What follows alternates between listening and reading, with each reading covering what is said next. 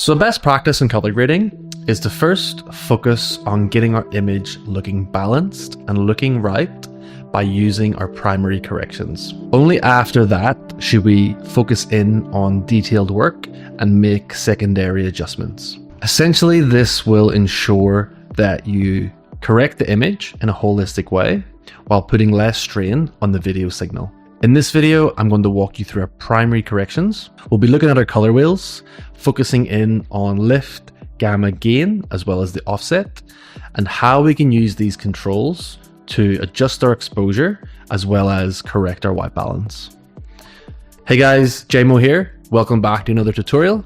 Let's get into it. So this is our lift. So if you keep an eye on the scopes on the right, as we increase the lift, you can see that this part of the scope here is moving the most. And then if I bring it down, it's going in the opposite direction. So you can see it's almost pivoting around this point, which basically means because it's pivoting from this point, the change on the shadows are going to be the most extreme. And then the change as we get closer to the highlights is going to be less and less because we're pivoting around this point. So if we make changes on actual footage, you're going to notice the shadows changing the most versus the highlights. So this will be giving us the biggest changes there. Now that's the lift. Next we have the gamma. So if I make changes on the gamma, you can see it's bending in the middle of the curve. So this is our mid-tone region, our mids, anything like skin tones, grass foliage, like just general stuff in a shot that our eye is going to be naturally attracted to. That's going to sit in our mid region. And you can see that it's locked in at the shadows and the highlights. So there'll be the least change on the shadows and the highlight sides and the most change in the middle of the image. And then we go to our gain. So pretty much the opposite of our lift, where it's locked in around this point and it's pivoting around this anchor point here. Basically meaning that you're going to see the biggest change in the highlight area and the lowest change in the shadow areas. So it's also reflecting if you look at the grayscale. So that's the gain. And then if I go to offset, this is going to be a linear change across the whole image. So affecting our shadows, mids, and highlights the same. Okay, so now we've got an understanding of how the lift, gamma, gain, and offset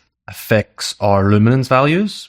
Let's get into how a color adjustment on the lift, gamma, gain, and offset will affect our grayscale and affect our image. Remember that we have our red channel here, our green channel in the middle, and our blue channel on the right side. So just remember they're red, green, and blue.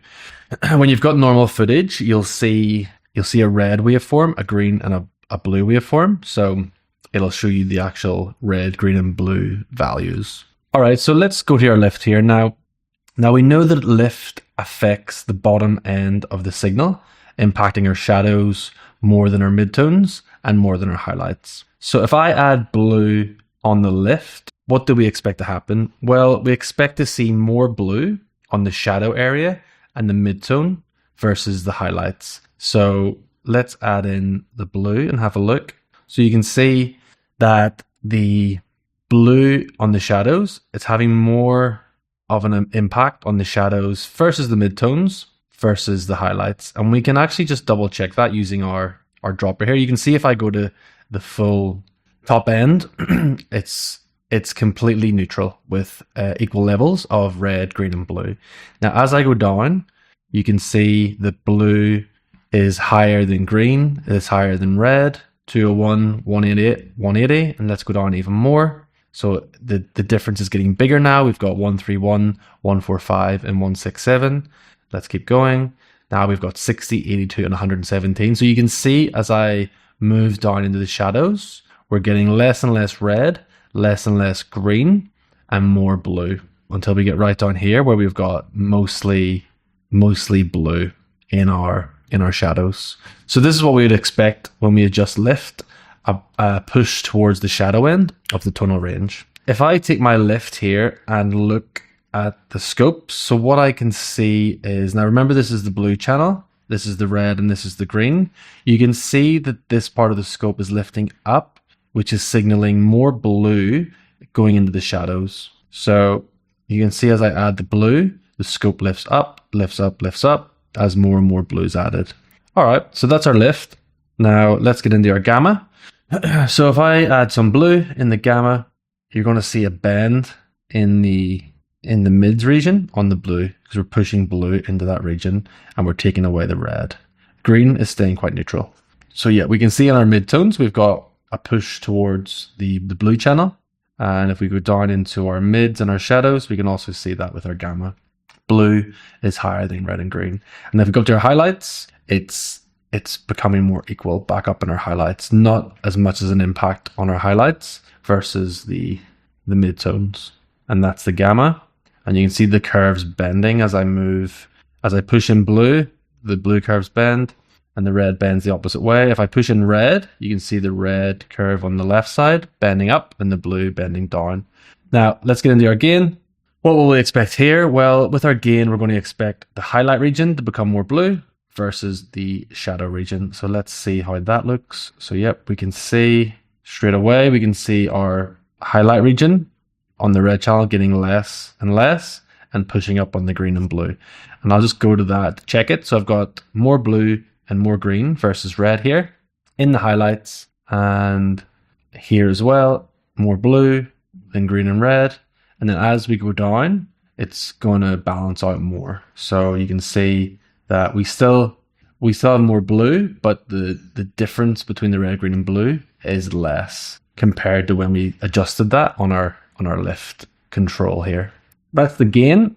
So then we've got our offset, and this is going to be more of a global adjustment. Not so much a skew towards the shadow or the midtones, just more of an overall adjustment on our color. There is one thing that I like to use my primary color wheels for, and that is adjusting my white balance. So you can see I've got my gain here. Now, when we look at whites or anything white in a scene, generally the whites would sit in the highlight area. So, whites are going to be on the upper end of this scale. So when we're fixing and correcting white balance, we're going to want to use our gain control in the primary color wheels. But if I add blue, it's going to be, you can see that these scopes are moving quite aggressively. And, if I'm making a color adjustment or a white balance adjustment, it's not really going to be, it's going to be useful, but it's going to be maybe too harsh on the scene, or it's not going to correct it. We might have to play around with the other channels a bit more. So there's one way to get around this, and it is if I take my node and I right click and I go to gamma and I change it to linear. Now when I add blue, let's have a look at the effect. So you can see the scopes are moving a lot less. The adjustment's a lot more subtle. Even though I'm pushing a lot of blue in there, you can see I'm getting a much softer response on the scopes. We're getting a slight bend here on the blue channel, touch down on the red. And if I switch that back to timeline, you can see, look at how much of a difference that is. And you can even see with the scopes, they're bending all over the place. And even the image itself is way too blue. If we change our gamma to linear, you can see that's a much more subtle adjustment. And this is how we correct our white balance using our nodes and using our primary color wheels by changing this gamma to linear.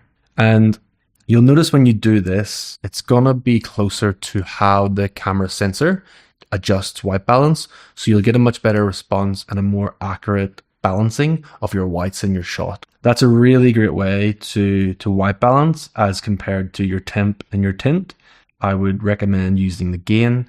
What else have we got in our primary color wheels? Well, we've got contrast. So let me show you contrast and what's actually happening to our image when we're adjusting contrast. So first of all, we've got contrast and we've got pivot. So let me just pull the contrast down to 0.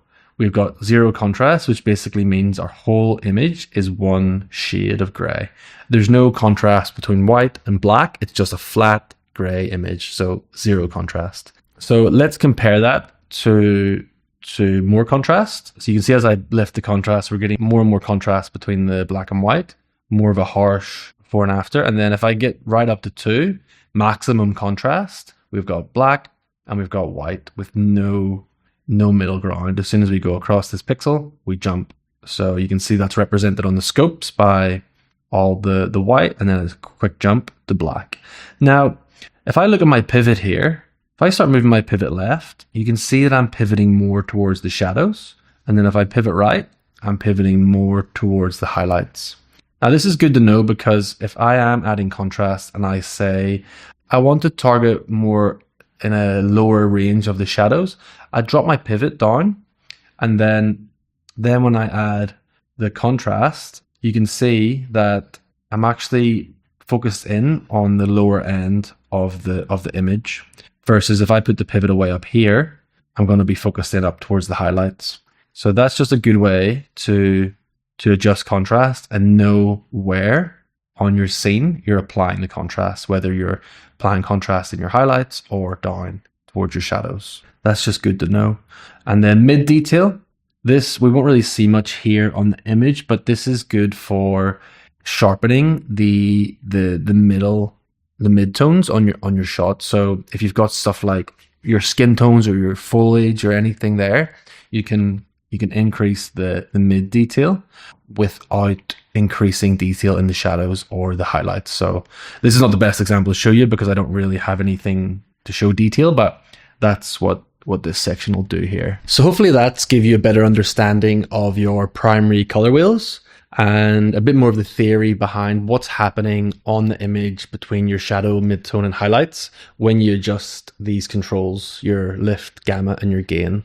So that's it for this video. I've done a whole video on exposure, so if you want to jump into that, you can dive in deeper. I go into more tools and I have a look at log wheels, HDR wheels, and then I've got another video on white balance, so showing you what I just talked about there, but on real examples, how to actually correct and white balance shots. I've also got PDF docs and ebooks and cheat sheets for download, so I'll link them below.